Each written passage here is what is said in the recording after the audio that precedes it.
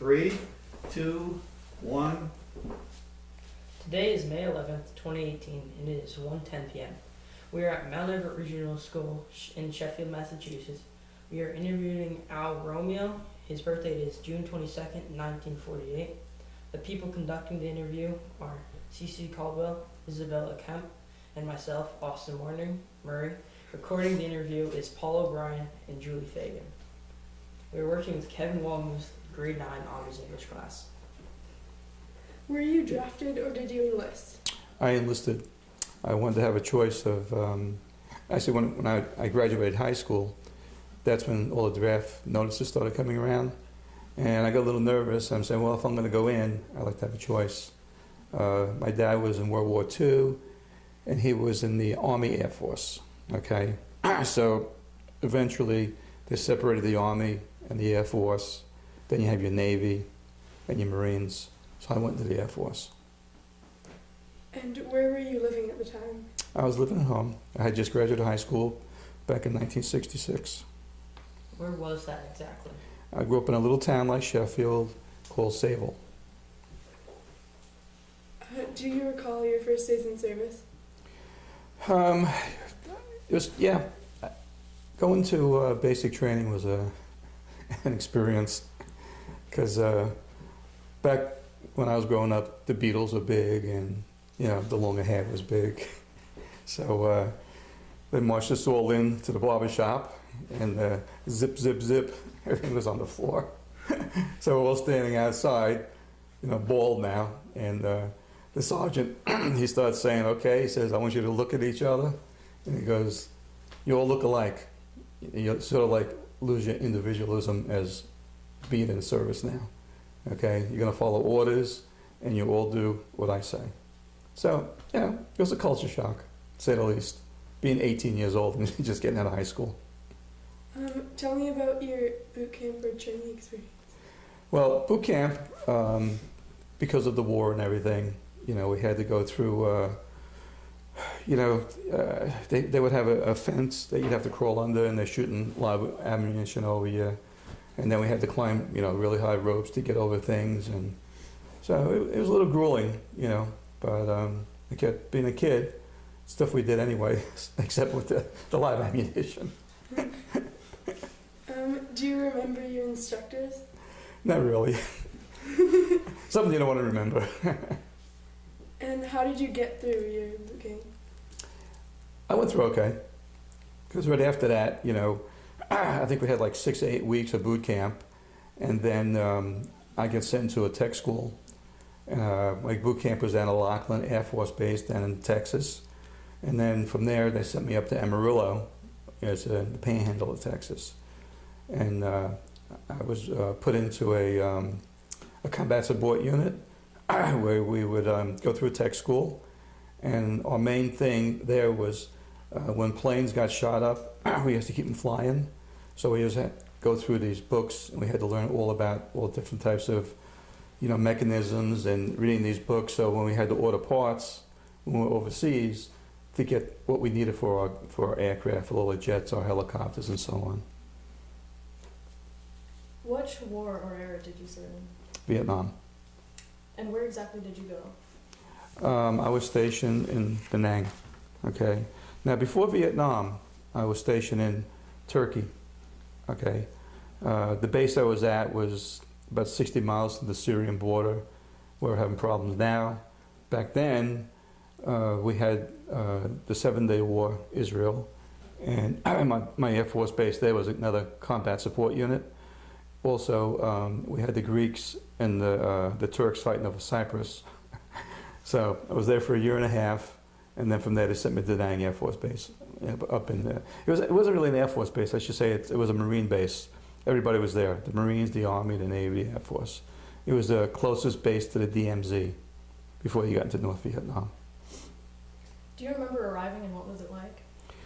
Yeah, it was sort of another culture shock.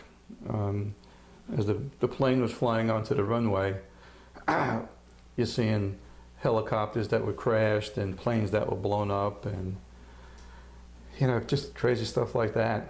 And then when we got in, you know, they all checked us in and everything, and they put us where we had to go.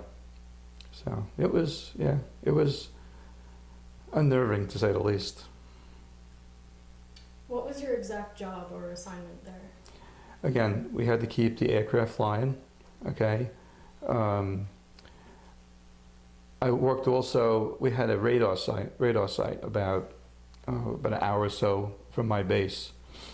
And I had to go up back and forth there. And then the other, scary part was, I wasn't combat trained like the Army or the Marines.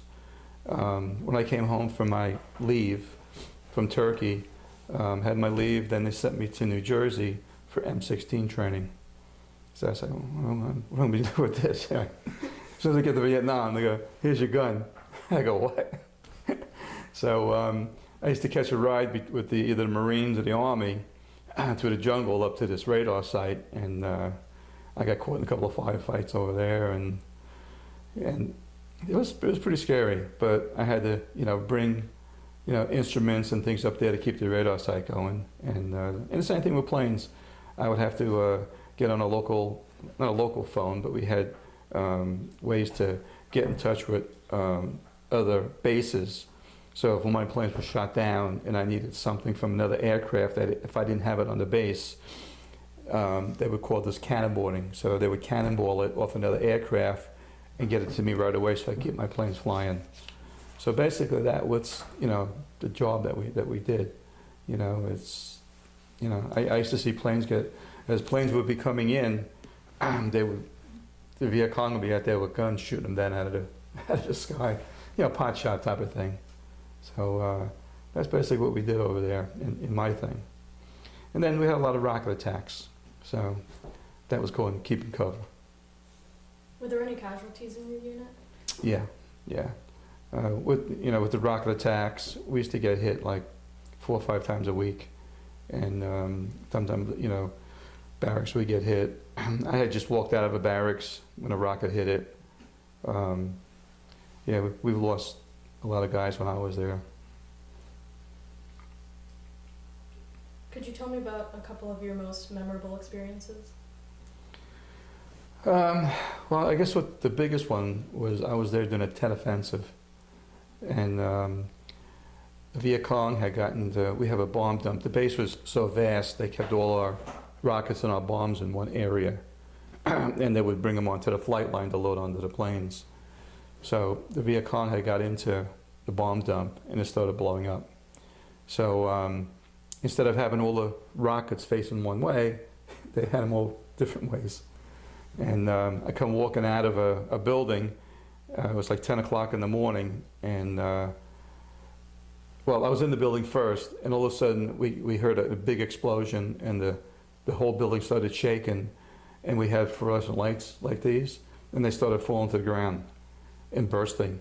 So somebody in there said, quick, cover your eyes and your mouth because of the poison, okay? As soon as we walked outside, I went like this, I opened up my eyes, and it was like a Hiroshima type of bomb, like a mushroom. So we didn't know what was going on, and then everybody said, get back to your unit. We all got back to our units and everything. That's when we found out that the bomb dump was blowing up. And we had 2,000 and 3,000 pound bombs going up. And what we had to do was, they wanted to get all the aircraft off the base. And we had another thing where they said the Viet Cong was going to overrun the base on top of that. So they sent all the aircraft off the base. They sent them down to Tan Son Nhut, which is in southern Vietnam. And of course all the colonels and the lieutenants got off the base, so left us behind. And they found that they said that they had 2 10,000 pound bombs that they couldn't find. So that shook us up because they were saying if they go up, it would level Da Nang, the Air Force Base, and Da Nang, the city, which is like from Sheffield to Great Barrington. So that whole area would have been leveled. So the bomb dump went up for like 24 hours. And at the last minute, they found those 2 bombs. So I guess that's my worst memory. Besides being shot at, and I had a sniper one time. I was driving and a bullet came right in front of me and hit the ground, and then when I first got up there, I was driving a Jeep and I was working a night shift, and with the It was the morning time, and it was dusk, and I thought the sun was coming up, and I just kept looking at this thing up in the air, kept getting closer. I said, I better jump, and it turned out to be a rocket, and I was on the ground when the rocket hit, you know. So, you know, crazy things like that, besides the, you know, the bombings and the sniper attacks, and like I said, going to the jungle with the Marines. So, Were you awarded any medals or citations while you were there? no. Oh. Didn't you stay in touch with your family when you were in service or no? Oh, I did. Yes. Yeah. And you know, the scary part about that was too you know, Vietnam was the first war to come into your living room, which I'm sure you've heard about. So here, my parents home saying, "Oh, Da Nang got hit again," or whatever. So they'd be writing me letters, and I said, "I'll write them back, and don't worry, everything is fine. I'm still alive," you know. And that was another little touchy thing, but yeah, we always kept in touch, you know. And of course, the food wasn't great over there. We had these little sea rations in the cans. And my mother was always sending me Tang, so I could put it in the water and kill the taste. So, did you ever feel pressure or stress? Or,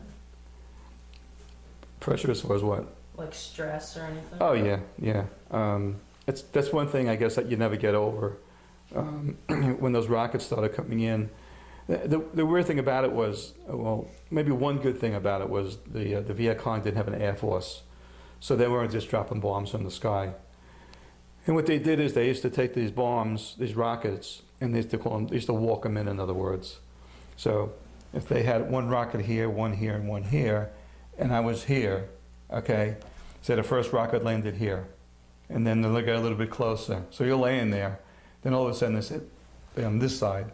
So then you feel relieved because, you know, they missed you, in other words, they went on the other side of you.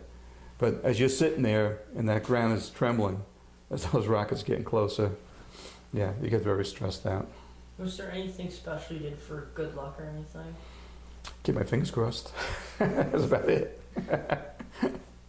Uh, Well, the other thing was, the saying was, you know, if you woke up in the morning, you know, you got through another night. So that was another saying we had over there. So, do you recall how people entertained themselves?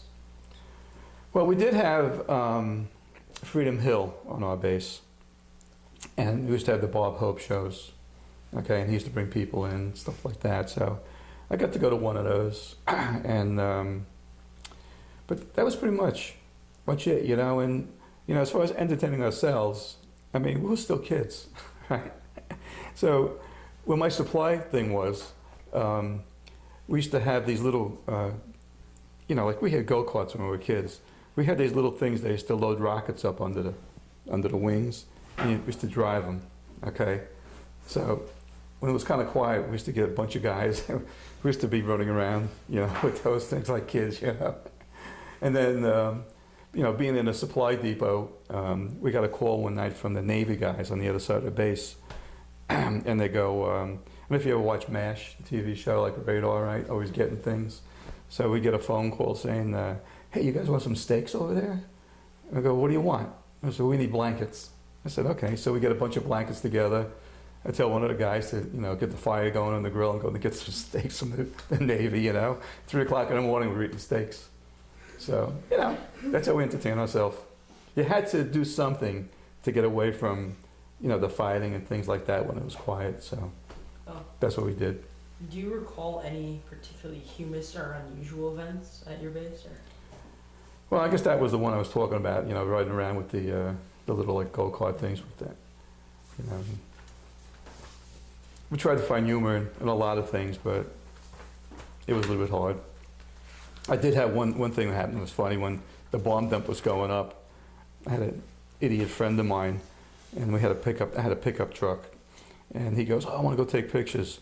So he's sitting on the top of the pickup truck, you know, in the cab, and all of a sudden this bomb explodes and knocks him on his rear.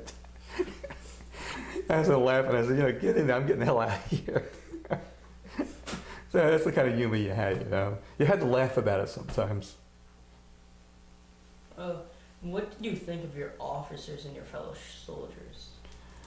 Well, the thing was, you know, we all, you know, watched each other. We all helped each other. And, you know, the camaraderie, all these guys, you know, in the same position and working together, you know, trying to stay alive. You know, they were good. I mean, I never had any problems. I mean, I've heard of other problems, but I had no problems with my unit.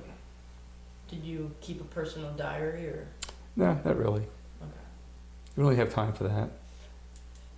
And I guess my letters home were my diary. do you recall the day your service ended? Yeah, it was like in two parts of ending, you know, getting out of Vietnam, because I still had a year left in the Air Force when I got out, and they approached me about staying in Vietnam for another 6 months. I said, I don't think so. I said, I want to get out of here, okay? So that ended there. That was a relief, okay? And I remember, you know, I was supposed to leave at a certain time the next day on the aircraft, and they woke me up in the middle of the night saying, Al, get yourself together. You're going to be leaving earlier. I got all my stuff together. I was already packed. I just had to put a uniform on and get out, you know. So that was a big relief. And then, you know, they sent me up to Michigan, up to it was B-52 base up there on the Canadian border. And I just sort of, you know, worked out of there. And, you know, if you want some more humor, when I got up there, I was overseas for like, what, 3.5 years? Okay, well, no, 2.5 years.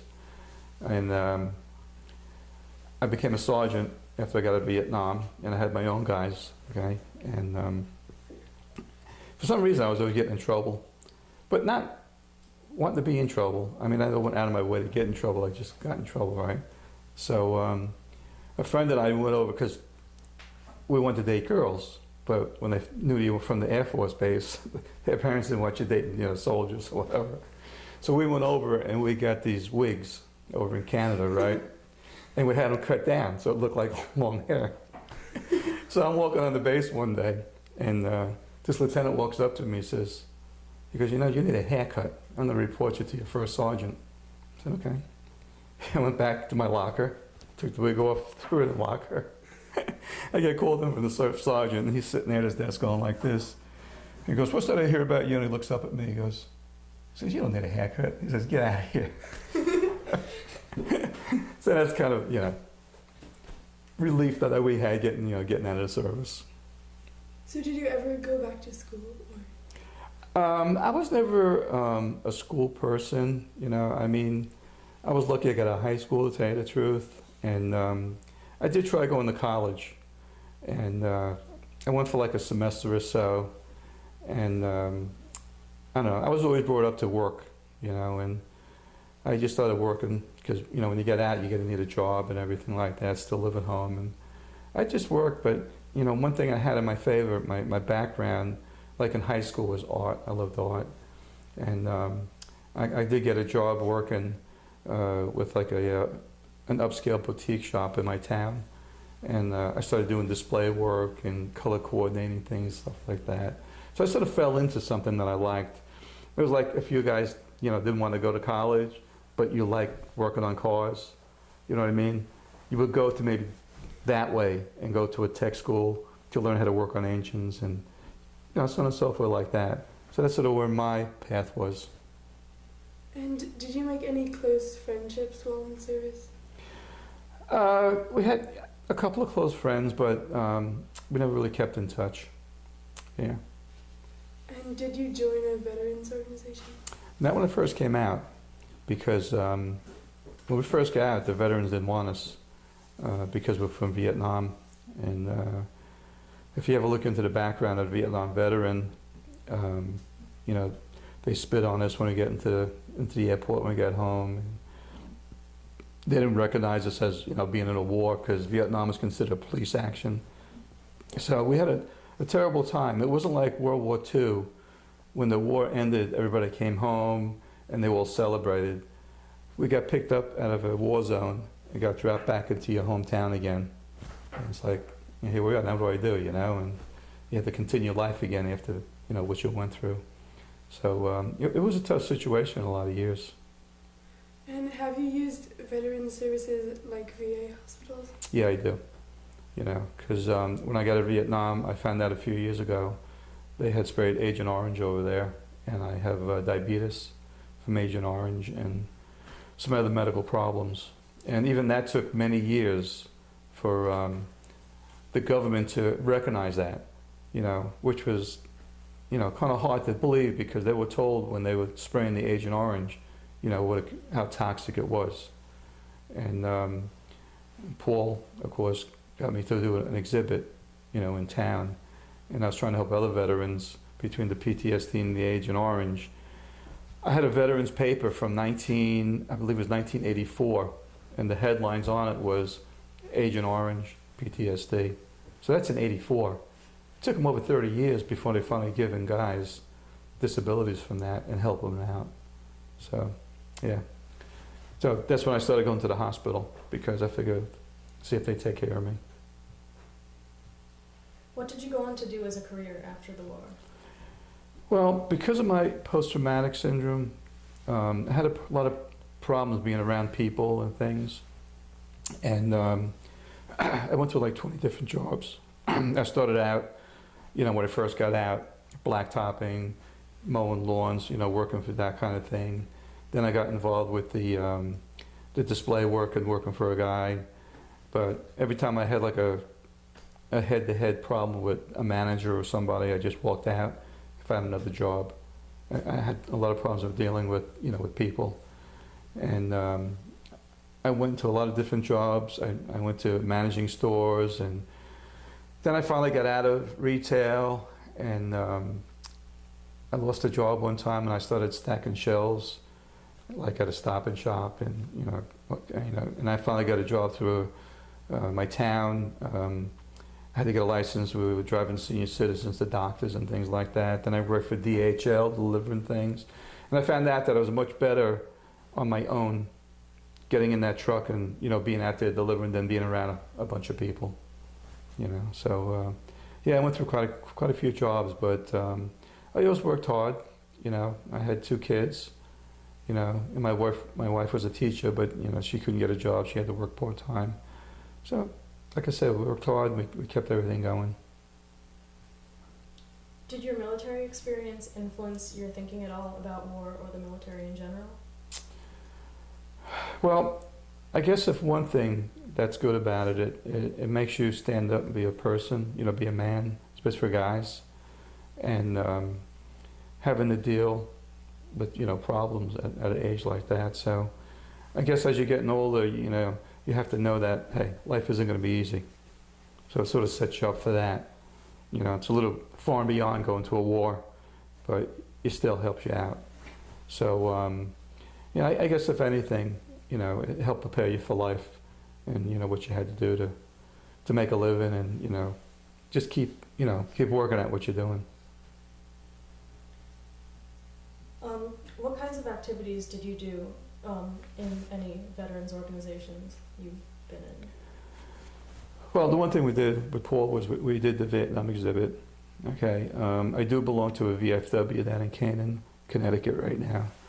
And my wife's a professional singer, so we do dances and shows. And all the money, we don't take any money, but all the money we make for that goes to local veterans to help them locally. That's what the commander does there, which is really good because, we have, homeless veterans. We have veterans that, still are coming out that don't have jobs and they may need money for rent or for oil or for food, and they can just walk in there and, this guy will help them out. So we're part of that. Okay, and then Paul and I got involved with the flags, at our park of honor. So I guess, the best thing was when we did the Vietnam exhibit, it really brought a lot of people out, and a lot of people really that didn't know about Vietnam and really was shocked, I think, of what they saw and how we talked about it and other veterans that came in. And I think it helped because I went through counseling for quite a few years when I got out of Vietnam. And it was one-on-one counseling. First it was going to be group counseling, but when they got us there as a group, the wives and the girlfriends were in another group trying to explain why, your husband or your boyfriend is going through these problems. Jumping out of bed when you hear explosions or getting up at night looking for Viet Cong out the window. But these guys in my group, we just sat there and looked at each other because we haven't talked about it. And this was like I was one of the first veterans to get involved in this, 1983. So they said, if you'd like to go on a one-on-one counseling, and that's what we all did. And it was a lot better because the counselor, if you spoke about something that's happening in life now, they would say, oh yeah, we just heard the same thing from another veteran. So they were comparing notes from all the veterans, what's going on in their lives, that they compared what happened in Vietnam. So that's what I did do. Do you ever attend reunions? No, never got involved with that. How would you say your service and experiences have affected your life today? Some good, some bad.